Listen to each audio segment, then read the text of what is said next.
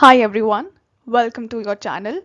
आज हम पढ़ेंगे organs of the government, the legislature, जो कि क्लास 12 आईएससी पॉलिटिकल साइंस का चैप्टर है।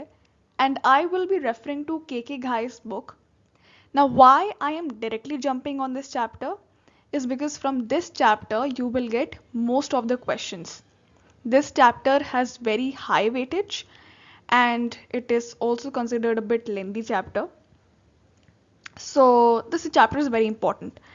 Now तीनों ही चैप्टर इंपॉर्टेंट है, बीइंग इट लेजिस्लेचर, एग्जीक्यूटिव और जुडिशरी, जो कि तीनों फॉर्म्स ऑफ द गवर्नमेंट के हैं, लेजिस्लेचर, एग्जीक्यूटिव एंड जुडिशरी। ये तीनों ही चैप्टर सुपर इंपॉर्टेंट है, इनसे मोस्ट ऑफ द क्वेश्चंस आते हैं। ठीक है, so before entering your board exam हम ये टारगेट लेके चलेंगे कि ये जो 3 चैप्टर्स हैं इसको अच्छे से पढ़ के समझ के जाएं and we solve every question correctly. Okay, then after completing the chapter we'll be solving previous year questions and also we'll be doing some MCQs. So let's begin with this chapter. Okay, so we'll be studying it in accordance with our syllabus. क्योंकि के घाई की book में things are in detail, काफ़ी चीज़ें उसमें repetitive भी हैं, सो हम सिलेबस के अकॉर्डिंग हर एक टॉपिक को अच्छे से कवर करेंगे। जो मैंने नोट्स दिए हैं you can use them while your answer writing. बहुत ही स्ट्रक्चर्ड वे में, बहुत ही प्रिसाइज मैंने नोट्स दिए हैं in accordance with the topics जो कि सिलेबस में है। सो सिलेबस बहुत ज़्यादा इंपॉर्टेंट हो जाता है। ठीक है, सो एक बार हम टॉपिक्स को फटाक से स्टडी कर लेते हैं, एक बार देख लेते हैं। सो मीनिंग ऑफ द लेजिस्लेचर हमें करना, सबसे पहले मीनिंग करना है। 1 मिनट, सबसे पहले हमें मीनिंग पढ़ना है लेजिस्लेचर का। उसके बाद हम लोग यहाँ पे इंडिया एंड यूएसए के लेजिस्लेचर्स को भी पढ़ेंगे।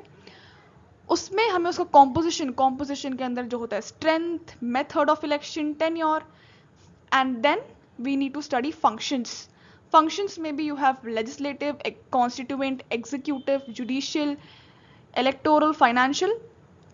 सो ये सारे टॉपिक्स हम इन डिटेल पढ़ेंगे। Then you have also the composition and powers of House of Representatives, Senate, Lok Sabha, Rajya Sabha. You have to also study the special powers of Rajya Sabha and Senate. Okay, you have to also study unique powers of Senate. Why is Senate considered the world's most powerful second chamber? Then at last we'll be comparing Rajya Sabha with US Senate and Lok Sabha with US House of Representatives. ठीक है, so these are the only topics that we have to cover. बहुत ही easy way में मैं explain करूँगी, तो मैं हर चीज़ in detail याद हो जाएगी। Okay, so meaning of the legislature. अब तुम देखो, एकदम बेसिक से हम लेजिस्लेचर पढ़ रहे हैं कि उसके मीनिंग क्या है। ऑल्दो ऐसा डायरेक्ट क्वेश्चन नहीं आएगा कि write the meaning of the legislature, ऐसे डायरेक्टली क्वेश्चन तो नहीं आएगा, but you need to be smart enough कि तुम इसको अपने इंट्रोडक्शन में यूज़ करो, अपने आंसर के इंट्रोडक्शन या कंक्लूजन में यूज़ करो, तो अपने आंसर को तुम और भी बेस्ट और बहुत और भी ज़्यादा अच्छा दिखा सकते हो। ठीक है, so if you see what is the meaning of the legislature, meaning में क्या है कि out of the 3 organs of the government में क्या क्या आ जाता है तुम्हारा, लेजिस्लेचर, एग्जीक्यूटिव और judiciary. The legislature is the most important government. अब लेजिस्लेचर सबसे ज़्यादा इंपॉर्टेंट क्यों हो जाती है, क्योंकि लेजिस्लेचर ही वो ऑर्गन है जहाँ पे लॉज बनते हैं, क्योंकि जब तक लॉज बनेंगे नहीं तब तक वो एग्जीक्यूट क्या होंगे, उसको प्रोटेक्ट क्या किया जाएगा। ठीक है, तो इसीलिए जो लेजिस्लेचर है that is most important government. The legislature is the law making body, तो यहीं पे तुम्हारे लॉज बनते हैं। The word legislature comes from the two words legis which means law, lature means place, so the legislature means the place for law making. ठीक, इतनी बात समझ आ गई। बस तुम्हारा पहला यही था कि तुम्हें बताना है कि तीनों government organs of the government में से जो लेजिस्लेचर है वो सुपर इंपॉर्टेंट है। ठीक है, और यही जो है हमारे लॉ मेकिंग बॉडी है।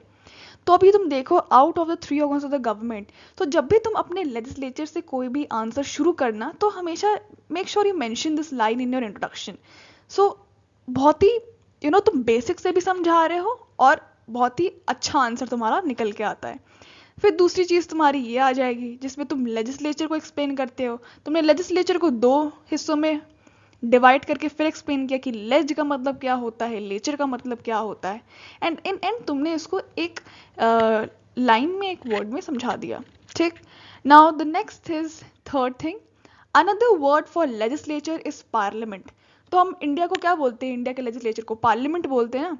Now this parliament which comes from the French word parler, meaning to talk और डिस्कस. सो पार्ले का मतलब क्या होता है, to talk or discuss. So parliament is a place where elected people talk, discuss and make decisions for the country. Elected people कौन, जिन्हें हम elections के थ्रू वोट करते हैं, हमारे representatives को वोट करते हैं. ये सारे लोग talk, discuss and make decisions for the country. Parliament में ये लोग talk, discuss and they make decisions for the country. Lastly, fourth thing, the legislature has the power to make, amend and remove the laws. ठीक. legislature के पास क्या power है, that they can make, amend and remove the laws. In a democracy, the legislature is very important because it is made up of elected representatives of people. It shows what the public wants and turns public opinion into the laws. Now this last point, अब इस last point को तुम देखो, the legislature has the power to make, amend and remove the laws. समझ आ गई बात कि legislature जो है वो बना सकती है, amend कर सकती है, laws को remove कर सकती है.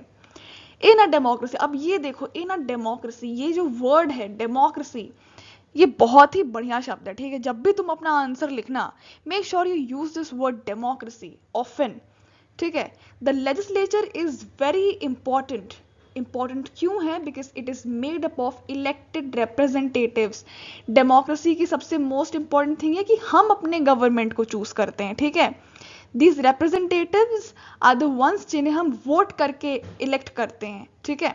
सो ये क्या दर्शाता है, ये बताता है कि पब्लिक चाहती क्या है, क्योंकि हम उन्हीं रिप्रेजेंटेटिव्स को वोट करेंगे जो कि हमारे ओपिनियंस को, ठीक है, हमारे ओपिनियन से मैच करते हैं, हम उन्हीं को वोट करते हैं. सो वो सारे लोग हमारे ओपिनियंस को लॉज में कन्वर्ट करते हैं. ठीक है. सो this is the only simple thing which is the meaning of legislature. बस फर्स्ट पॉइंट में तुमने बता दिया कि लेजिस्लेचर क्या है, बहुत इंपॉर्टेंट गवर्नमेंट है. It is the law making body. Legislature तुम्हारा 2 शब्दों में डिवाइडेड है, लेजिस्लेचर. उसके बाद तुमने बता दिया it is the place for law making. फिर दूसरे वर्ड को हम इसको एज अ पार्लियामेंट भी कहते हैं, जो कि एक फ्रेंच वर्ड है. यहाँ पे जो लोग होते हैं, they talk, discuss and make decisions for the country. At last, legislature का जो पावर है, it's simply to make, amend and remove the laws.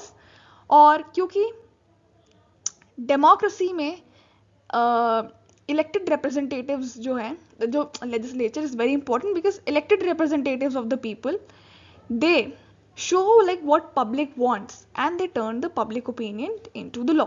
बस it is very simple. ठीक है, इतना ही तुम्हारा मीनिंग है. नेक्स्ट हम इंडिया के लेजिस्लेचर को स्पेसिफिकली पढ़ेंगे. तो जो इंडिया का लेजिस्लेचर है ना, that consist of Lok Sabha and Rajya Sabha. Lok Sabha जो है that is the lower chamber and Rajya Sabha जो है that is the upper chamber. The very basic thing. ठीक.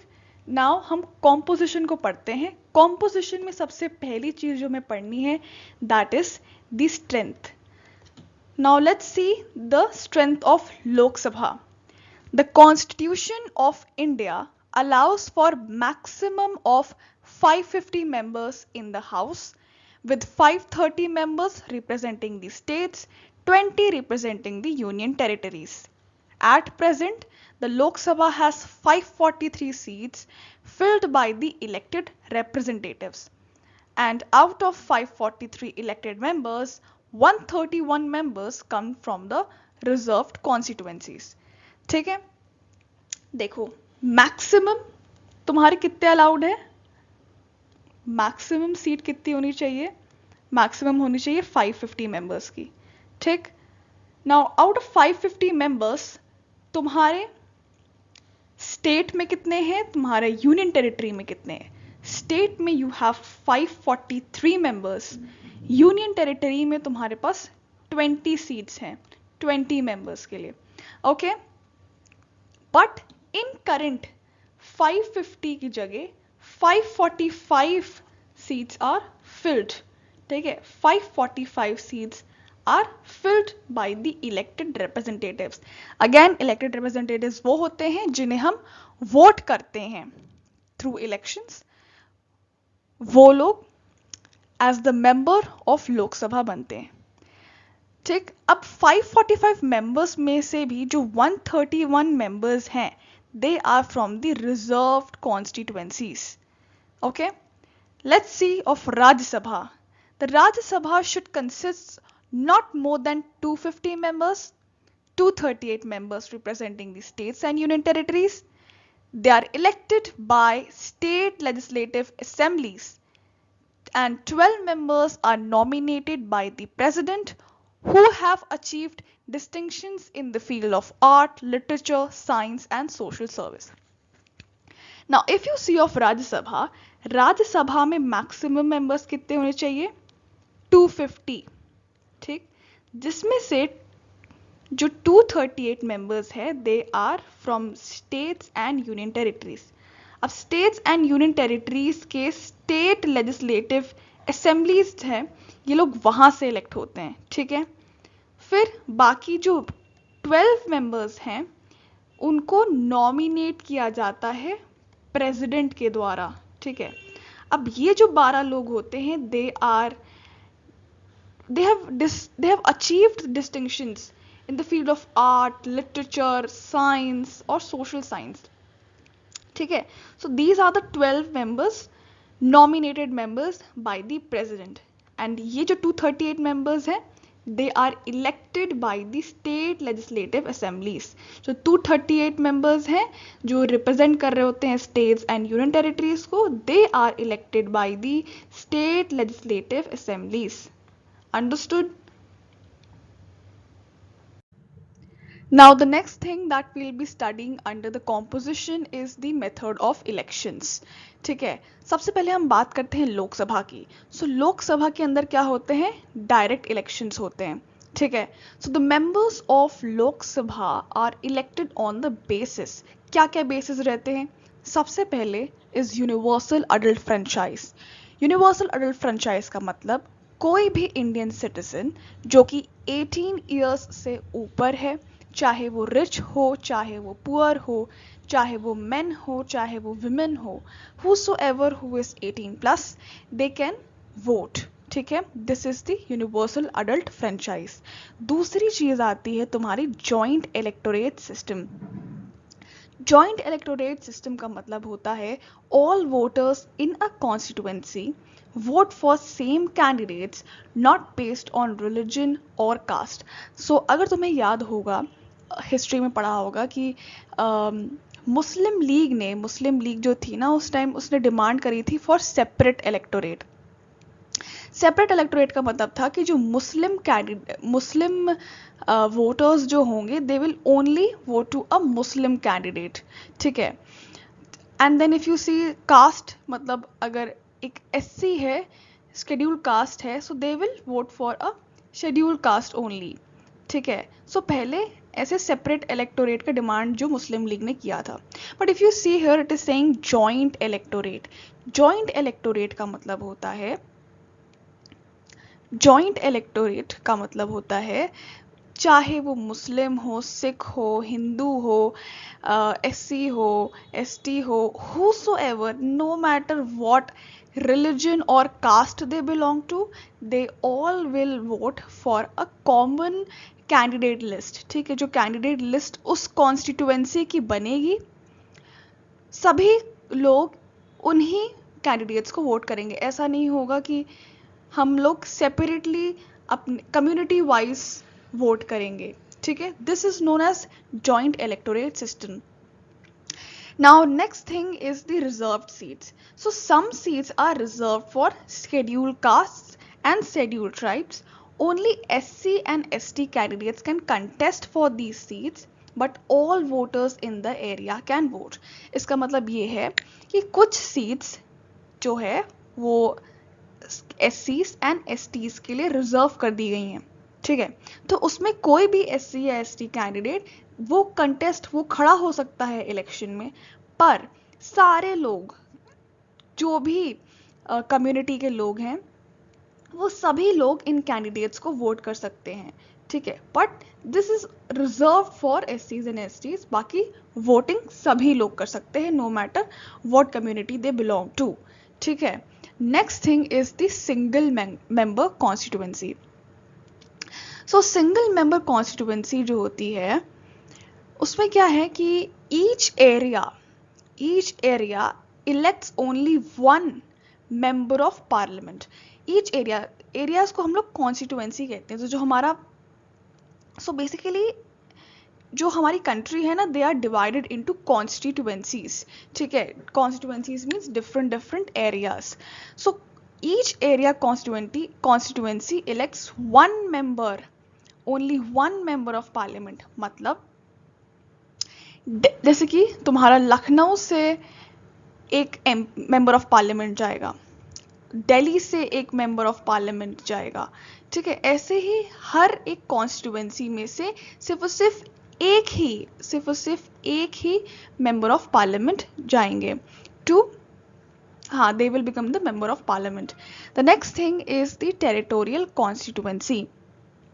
टेरिटोरियल कॉन्स्टिट्यूएंसी का मतलब है जो हमारा देश है, हमारा जो कंट्री है, that is divided into areas. Divided into areas means छोटी छोटी एरियाज में डिवाइडेड किया गया है, जिसमें अराउंड 5 से लेके 7.5 लाख की जो पॉपुलेशन है उसके बेस में से कि अगर एक एरिया है एंड यहाँ पे 5 से लेके 7.5 तक की पॉपुलेशन होगी, तो this area is one constituency. So ऐसे ही पूरे देश में अलग अलग कॉन्स्टिट्यूएंसीज होती हैं। So these are known as the territorial constituency. अब इनको ये एरियाज डिसाइड कौन करता है? ये करता है डीलिमिटेशन कमीशन। ये कौन करता है? Delimitation commission. Next thing is the secret ballot. Secret ballot जो हम लोग now secret ballot means the voting is confidential using the electronic voting machines, so no one knows who voted for home.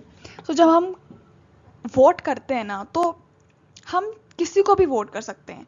तो हम ये सिर्फ और सिर्फ हमें ही पता होता है कि हमने किसको वोट किया है, किसी और को पता नहीं चलेगा कि हमने किसको वोट किया है। सो ये बहुत ही ज़्यादा कॉन्फिडेंशियल रखा जाता है इन सब चीज़ों को, वोटिंग को, ठीक है। सो उसके लिए हम EVMs का यूज़ करते हैं, electronic voting machine. EVMs, electronic voting machines are used to keep the voting confidential. ठीक, कॉन्फिडेंशियल मीन्स उसको सीक्रेट रखा जाता है कि एक पर्सन ने किसको वोट किया है।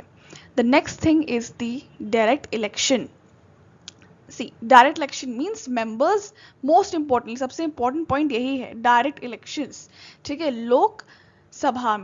लोकसभा के MP लोगों को डायरेक्ट वोट से चुना जाता है, ठीक है। So members are directly elected by people in their constituency. The candidate who gets the most votes wins, ठीक है। सो हर एक कॉन्स्टिट्यूएंसी में से सारे कैंडिडेट्स खड़े होंगे, ठीक है, दे कंटेस्ट इलेक्शंस। उसमें से जिस मेंबर को सबसे ज़्यादा वोट मिलेगा, he will win the election, ठीक है, and then he will become the member of the parliament, member of लोक सभा, ठीक है। so members are elected directly, हम लोग वोट करते हैं in their constituency, the candidate who gets the most votes wins, ठीक, बस that's it. So if you see here method of election में बस यही है कि सबसे पहले एक सिटीजन को 18+ होना चाहिए, नो मैटर वॉट, तुम जिस भी कम्युनिटी में बिलोंग करते, जो भी रिलीजन के हो, जो भी कास्ट के हो,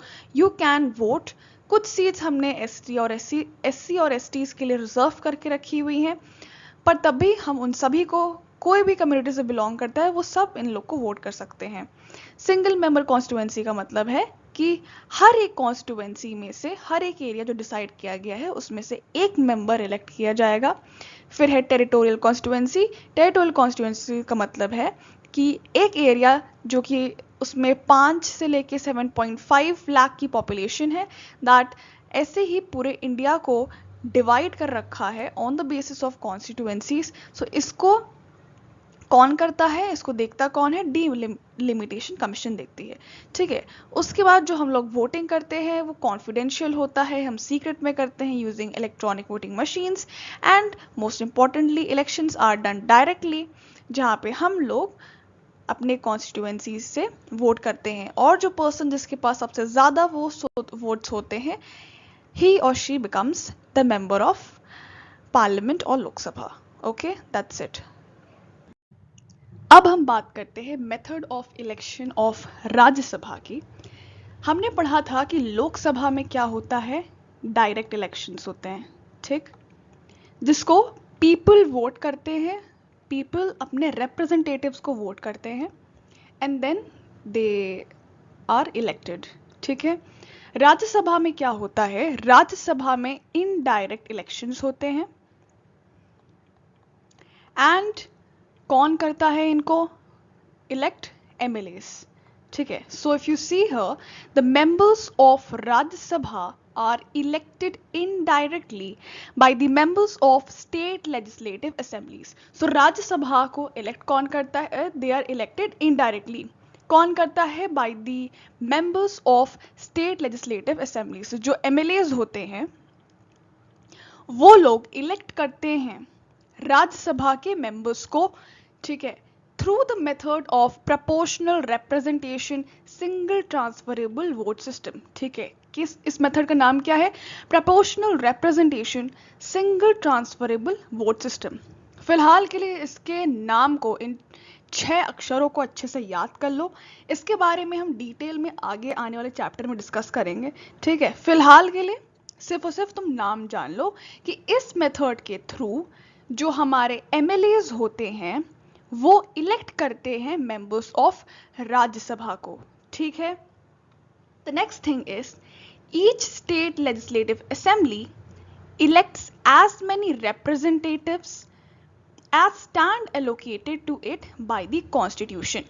So constitution के according जो हमारे state legislative assembly के members हैं वो representatives को elect करते हैं। For example, जो उत्तर प्रदेश है, क्योंकि वहाँ की पॉपुलेशन सबसे ज़्यादा है तो राज्यसभा में 32 सीट्स है। और हम बात करें मिजोरम की, मिजोरम में पॉपुलेशन कम है इसीलिए वहाँ पे सिर्फ एक 1 सीट है। देयर इज ओनली 1 सेकेंड, या देयर इज ओनली 1 सीट। ठीक है, सो ये जो है कॉन्स्टिट्यूशन कहता है कि like this number of seats ये डिसाइड तो पार्लियामेंट करती है, बट या हर स्टेट में अलग अलग नंबर ऑफ सीट्स होते हैं। So each state legislative assembly, हर एक स्टेट का legislative assembly they elect as many representatives, जैसे कि उत्तर प्रदेश का state legislative assemblies 32 members 32 representatives को इलेक्ट करते हैं as stand allocated to by the constitution. The next thing is the president nominates 12 members from amongst persons who have attained distinction in the field of art, science, literature or social service. So हमने क्या पढ़ा था पहले कि total 250 members होते हैं, जिसमें से जो 238 मेंबर्स होते हैं they are elected from state and union territories. बाकी जो 12 मेंबर्स होते हैं they are nominated by whom? They are nominated by president and they are elected state and union territories से। कौन इलेक्ट करता है? स्टेट लेजिस्लेटिव असेंबलीज और you can say MLA. ठीक है, एमएलएज जो होते हैं वो लोग इलेक्ट करते हैं इन सारे 238 मेंबर्स को। ठीक है, ये 12 मेंबर्स जैसे कि हमारे लता मंगेशकर जी हो गई, सचिन तेंदुलकर जी हो गए, ये सब लोग ने अपनी फील्ड में बहुत ही मास्टरी और टैलेंटेड इंसान थे। ठीक है, बहुत ही ज़्यादा मास्टरी इन्होंने अचीव कर रखी थी, बहुत ही डिस्टिंक्ट पर्सनालिटीज़ थे। सो इन लोग को नॉमिनेट करते हैं प्रेसिडेंट। ठीक है, दैट्स इट, कि बस तुम्हें जितने भी हाईलाइटेड पॉइंट्स हैं, first thing is indirectly, second thing is state legislative assemblies, third thing is this proportional representation, single transferable vote system. ठीक है, next fourth thing is the this कि नंबर ऑफ सीट्स जो है state legislative assembly की। Next thing is the nominated members and या distinction in the field of art, science, literature and social service. तो ये सारी चीज़ें you have to mention in your answer while answering the question of method of election of Rajya Sabha. ठीक है, all right. Now the next thing that we have to study under the composition is the tenure. So tenure is the last thing under composition. सबसे पहले हम देखते हैं लोकसभा का tenure. The normal term of Lok Sabha is 5 year. क्या मतलब हुआ इसका? जो हमारे लोकसभा के मेंबर्स होते हैं उनकी 5 साल की ड्यूटी होती है या 5 साल का उनका सर्विस पीरियड होता है from the point of time जब उनकी फर्स्ट मीटिंग होती है लोकसभा में, उस पॉइंट से लेके नेक्स्ट 5 इयर्स तक का उनका टर्म होता है। ठीक है, नेक्स्ट चीज अगर तुम देखो, it can be extended bye 1 year during an emergency. For example, अगर कंट्री में इमरजेंसी लगती है तो इस टर्म को 1 साल के लिए, लाइक 5 इयर्स का टर्म होता है।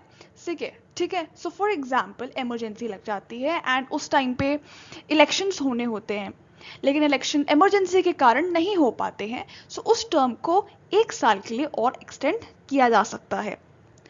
But elections must be held within 6 months after emergency ends. So जैसे ही emergency खत्म होती है, within the span of 6 months elections को करवाना जरूरी होता है। Alright? Next thing, if elections are held before 5 years, they are called midterm elections. No, we are skipping one point. देखो, the president can dissolve the Lok Sabha before its term ends. क्या मतलब? जो हमारे president होते हैं, president has the authority to dissolve. president के पास authority है कि वो लोक सभा को dissolve कर सकता है before its term ends. Before term ends का मतलब before completion of the 5 years, 5 साल के खत्म होने से पहले ही प्रेसिडेंट चाहे तो वो लोकसभा को डिसॉल्व कर सकते हैं। सो जो प्रेसिडेंट होते हैं on the advice of council of ministers, वो चाहे तो लोकसभा को डिसॉल्व कर सकते हैं बिफोर द टर्म एंड्स। ठीक है, if elections are held before 5 years, they are called as mid-term elections. So if the Lok Sabha is dissolved, okay, early, fresh elections are held which are known as mid-term elections. ठीक है, तो जैसे ही आपकी Lok Sabha dissolve हो जाती है उसके बाद एक फ्रेश इलेक्शंस हेल्ड होते हैं which are known as mid-term elections, and these elections held the completion of the full 5-year term. ठीक है, नाउ जैसे ही मिड टर्म इलेक्शन का मतलब है कि before the completion of 5 years ये आपके इलेक्शंस हेल्ड होते हैं, और जो लोकसभा इलेक्ट होती है, नई लोकसभा जो बनती है, वो फुल 5-year टर्म की सर्विस देती है। नाउ ये मिड टर्म इलेक्शंस क्यों हो सकते हैं? जैसे कि तुम्हारी पॉलिटिकल स्टेबिलिटी हो गई, या instability, I mean political instability हो गई, या तुम्हारा लॉस ऑफ मेजॉरिटी रूल हो गया। ठीक है, एंड लाइक एक्सेट्रा और भी सारी रीजंस की वजह से डिसॉल्व करनी पड़ गई, तो उसके लिए मिड टर्म इलेक्शंस करने पड़ गए। एंड और हर mid term election, I mean हर लोकसभा डिसॉल्व होने के बाद एक नया इलेक्शन किया जाता है, एक न्यू लोकसभा आती है जो कि 5 साल के लिए सर्व करती है। ठीक है, सो this is all about the tenure now अब तुम इस चीज को देखो, ये नेशनल पोर्टल से है, ठीक है, ये जो हाईलाइटेड टर्म है उनको देखो। The term of Lok Sabha unless dissolved is 5 years from the date appointed for its first meeting। ठीक है, सो ये मैंने क्यों दिया है ये पोर्टल वाला, इसलिए दिया क्योंकि देखो, अगर चाहो तो तुम लोग ये वाली चीज लिख सकते हो, तो तुम लोग मतलब ये तो डायरेक्टली पोर्टल से है ना, तुम्हारे नंबर कट ही नहीं सकते, बिकॉज इट इज डायरेक्ट, मतलब ये तो मोस्ट प्रोमिनेंट थिंग है। ठीक है, ये मैंने थोड़ी इजी टर्म्स में एक्सप्लेन किया, तुम ये भी लिख सकते हो, ये भी पूरा एब्सोल्युटली करेक्ट है, बट एक बार हम इसको भी रेफर करते हैं। The term of the Lok Sabha unless dissolved, ठीक है, जो लोकसभा अनलेस डिसॉल्व मतलब डिसॉल्व नहीं हुई होती है तब तक उसका टर्म जो होता है वो 5 साल का टर्म होता है, from the date of appointed for its first meeting. So first meeting से लेके 5 years तक का उनका टर्म होता है, अगर बीच में डिसोल्यूशन नहीं हुआ हो। However, while a proclamation of an emergency, ठीक है, is in operation, proclamation of emergency मतलब अगर उस बीच में उनके टेन्योर के बीच में इमरजेंसी लग जाती है, दिस पीरियड में be extended by parliament by law for a period of not exceeding 1 year at a time. So अगर इमरजेंसी ऑपरेशन में आ जाता है, so not more than 1 year emergency के 1 साल से पहले ही, ठीक है, within the, next line पढ़ो, पहले ही, and not extending in any case beyond a period of its 6 months after proclamation has ceased to operate. क्या कहना चाह रहे हैं कि जो हमारा हाउस है उसका नॉर्मल टर्म कितना है, 5 years है। फॉर एग्जाम्पल अगर तुम्हारी इमरजेंसी लग जाती है, so it can be extended for a period of 1 year, and with in the span of 6 months के अंदर ही अंदर हमें इमरजेंसी जैसे खत्म होती है, within the span of 6 months हमें इलेक्शंस कराने पड़ते हैं। ठीक है, सिंपली बस यही लिखा हुआ है। सो तुम चाहो तो ये भी लिख सकते हो, चाहो तो ये भी लिख सकते हो, दोनों ही तुम्हारी सही डेफिनेशन है, बट मैंने तुम्हें दोनों ही मेंशन कर दिए हैं। Alright, so that's it. Now if you see Rajya Sabha का टेन्योर, राज्यसभा का टेन्योर बड़ा ही सिंपल सा है। नाउ क्या है कि राज्यसभा हाईलाइटेड पार्ट देखो, बस तुम्हें उतना ही याद करना है, ज़्यादा दिमाग में तुम्हें करना है, ये पढ़ना ही नहीं है क्योंकि तुमने ऑलरेडी पढ़ रखा है। क्या पढ़ा था ये तुमने देख लिया था, 250 मेंबर्स वगैरह वगैरह तो पढ़ ही लिया है। अब तुम्हें सिर्फ और सिर्फ ये हाईलाइटेड पार्ट देखो। ठीक है, Rajya Sabha is a permanent body. अब ये परमानेंट बॉडी का मतलब समझो, जैसे हमारा लोकसभा है ना, लोकसभा को प्रेसिडेंट डिसॉल्व कर सकता है, लेकिन राज्यसभा कभी भी डिसॉल्व हो ही नहीं सकती है। उसका काम ही है, ठीक है, कंटिन्यूअसली सर्व करना, ठीक है, कंटिन्यूटी में उसको रखना विदाउट एनी अनइंटरप्शन, उसकी कंटिन्यूटी बरकरार रखें। So this is the permanent body, इसको डिसॉल्व नहीं कर सकते हैं, ठीक है, and is not subject to dissolution. ठीक है, सो ये याद रखना, ये बहुत इंपॉर्टेंट है। क्या है, Rajya Sabha is a permanent body and is not subject to dissolution, very important. ठीक है, however 1/3 of members retire every second year and are replaced by newly elected members. Each member is elected for a term of 6 years. जैसे याद कर लो, highlight कर लो, ठीक है।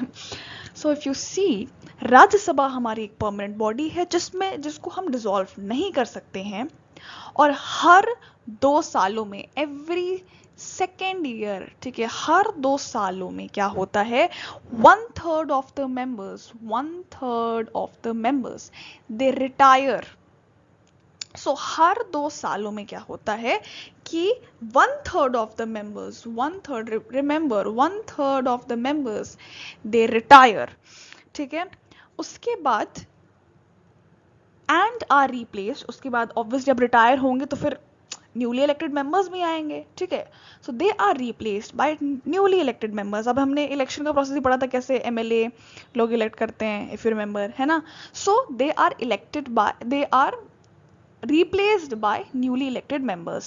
The next thing is each member is elected for a term of 6 years, और हर एक member जो कि न्यूली इलेक्ट होते हैं, जो कि सर्व करते हैं उनका टर्म कितना होता है, 6 years का होता है। सो बेसिकली क्या है, बस इतना ही तुम्हें याद रखना है कि राज्यसभा एक परमानेंट बॉडी है, ठीक है, जिसमें हर 2 साल में 1/3 ऑफ द मेंबर्स रिटायर करते हैं and they are replaced by the newly elected members.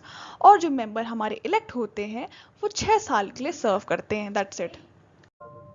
Okay everyone, सो आज के लिए बस इतना ही, आज के लिए इतना ही पढ़ना था। कल से नेक्स्ट वीडियो से नेक्स्ट वीडियो से हम ये फंक्शंस को निपटा देंगे, ठीक है। ऐसे ही हम लोग पूरे चैप्टर्स को भी निपटा देंगे जैसे आज हमने पढ़ा था।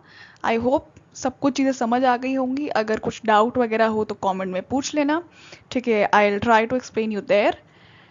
एंड बस इसी को प्रॉपरली अच्छे से रिवाइज कर लो, इसको अच्छे से याद कर लो, और कुछ है नहीं, ठीक है। बहुत ही ईजी है, बहुत ही, बस तुम कीवर्ड्स अच्छे से याद कर लो, तुम्हारे आंसर राइटिंग में बहुत बढ़िया हेल्प करता है, ठीक है। That's it for today. Will meet I will meet you in the next video, ठीक है। अच्छे से पढ़ना, अच्छे से एग्ज़ाम देना, अच्छे से नंबर लाना। Alright, see you then, bye bye.